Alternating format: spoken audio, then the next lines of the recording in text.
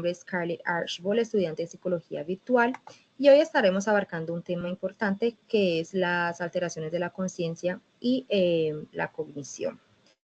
Déjenme un momento, les comparto pantalla.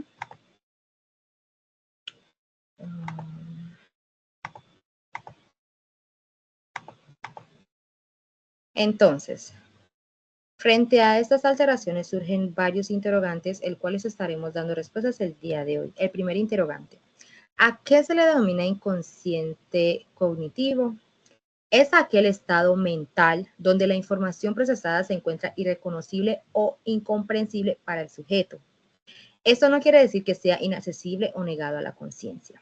Gran parte de los estímulos sensoriales que percibimos e ingresan al sistema mental son procesados en cuestión de segundos y no es difícil comprender o asimilar aquel procesamiento de información y cómo éste repercute en la conducta.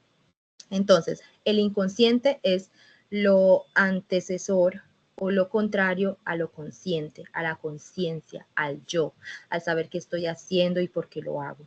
Eso surge de manera improvisada, instantánea y sin que nosotros como seres humanos podemos siquiera, ¿cómo se dice?, procesar esa información. Un ejemplo: oigo un sonido automáticamente, dicho estímulo es procesado por mi mente, donde actúan sistemas cognitivos como la percepción, la atención, la memoria, que ejercen operaciones mentales sin que nos demos cuenta o seamos conscientes de ello. El inconsciente cognitivo es el nuevo término con el que algunos autores como Freud han decidido rebautizar a esta área del conocimiento. Como tal, el inconsciente cognitivo abordaría esencialmente el desarrollo conceptual basado en diferentes arreglos experimentales sobre la percepción inconsciente, la memoria implícita y el aprendizaje implícito. Como vemos, el término implícito empieza a ser utilizado en reemplazo del término inconsciente. Hoy en día, la mayoría de las investigaciones cognitivas versan sobre el aspecto inconsciente de procesos como la percepción, la memoria, el aprendizaje, las emociones, entre otras. Entonces, ¿qué ejemplo podemos citar para definir más a fondo o más claro las alteraciones de la cognición?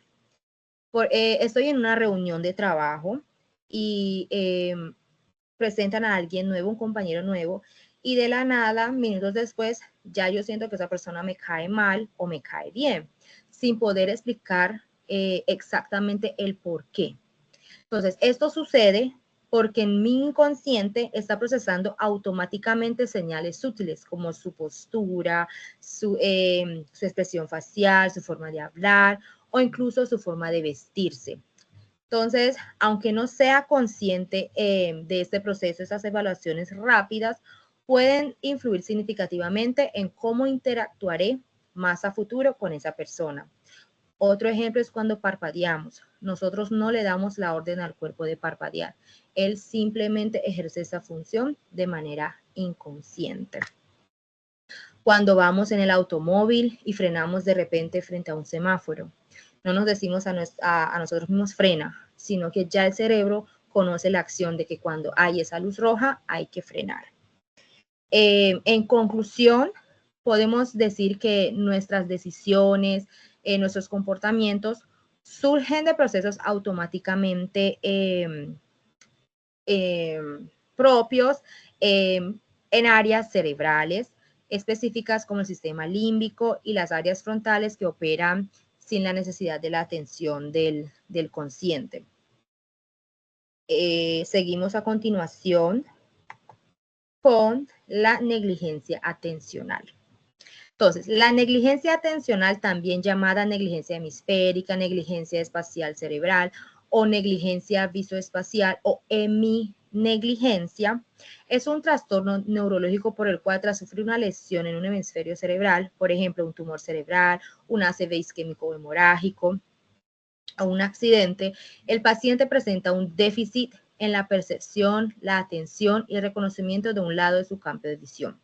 La clave de este trastorno es que la parte izquierda de lo que está en el foco atencional no queda procesada, no se le presta atención. Las personas que padecen este trastorno viven algunas situaciones en su día a día como las siguientes. Maquillan solamente la mitad de su rostro, o sea, mi rostro. Se afeitan solamente la parte izquierda de su rostro, la parte derecha, perdón. Cuando están comiendo solamente se comen la parte que está a la derecha del plato.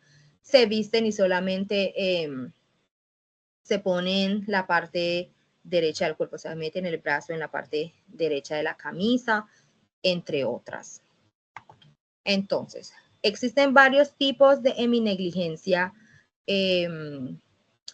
emocional, pero vamos a hablar directamente de 4. Entonces, la heminegligencia sensorial, teniendo la sensibilidad, la vista o el oído en perfecto estado, estas personas ignoran información sensorial que produce la mitad de su cuerpo. Entonces, como les decía anteriormente, puede ser que yo me encuentre almorzando y si sufro de esta heminegligencia, solamente voy a comer lo que está en la parte derecha del plato. Siempre se enfoca, esta lesión se enfoca más en la parte izquierda porque el daño se produce en la parte contraria. ¿Listo?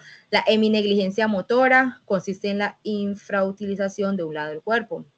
Entonces es cuando me estoy vistiendo, si es en la parte inferior, meto un pie en el jean, por ejemplo, pero dejo el otro pie por fuera, ya que el cerebro no procesa a esa parte del cuerpo como importante. La heminegligencia representacional consiste en la imaginación de únicamente la mitad del escenario mental. Por ejemplo, yo conozco bien un lugar o una ruta o un mapa en específico y al dar la descripción solamente tengo en cuenta todos los objetos, cosas o materiales que se encuentran al lado derecho de dicha posición. Y por último, la heminegligencia personal, que es la más común, consiste en la atención o inatención, perdón, a la mitad del propio cuerpo. Puede decirse que se olvidan de estas extremidades, llegando al punto en algunos casos de no reconocer alguna parte del cuerpo como propia. Entonces, esto es cuando, por ejemplo, la persona se asusta de ver su propio pie o su propio brazo, ya que el subinconsciente o su inconsciente no tiene la claridad de que esto le pertenece, porque para su cerebro esta parte del cuerpo no existe, es irrelevante. ¿Listo? A continuación, mi compañera estará respondiendo los otros interrogantes y muchas gracias.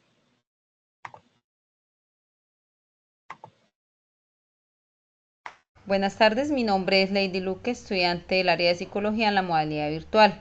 El día de hoy les vengo a abordar un tema muy interesante como lo es el aprendizaje inconsciente. ¿Qué es el aprendizaje inconsciente? El inconsciente es el proceso de adquirir conocimientos, habilidades, sin tener conciencia de ello. Es la gran suma de actividades las cuales realiza el cerebro según el nivel de conciencia de una manera automática. ¿Cómo lo podemos identificar?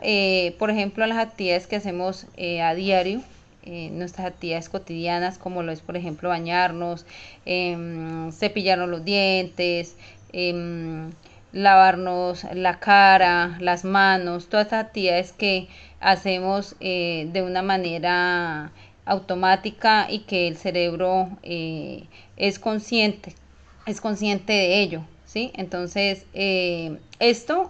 este aprendizaje inconsciente son todas las actividades que hacemos nosotros como personas en nuestro diario vivir.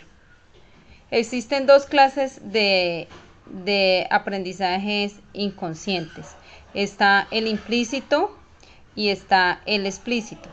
El implícito se produce de forma inconsciente, sin ningún esfuerzo.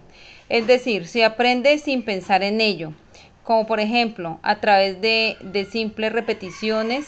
Digamos, una persona cuando aprende a manejar una bicicleta, realizó la actividad sin saber cómo lo hizo, o sea, no sabe cómo explicarlo, en qué manera hace la actividad, en qué manera monta bicicleta, sino que simplemente lo hace sin tener, digamos, una explicación como tal.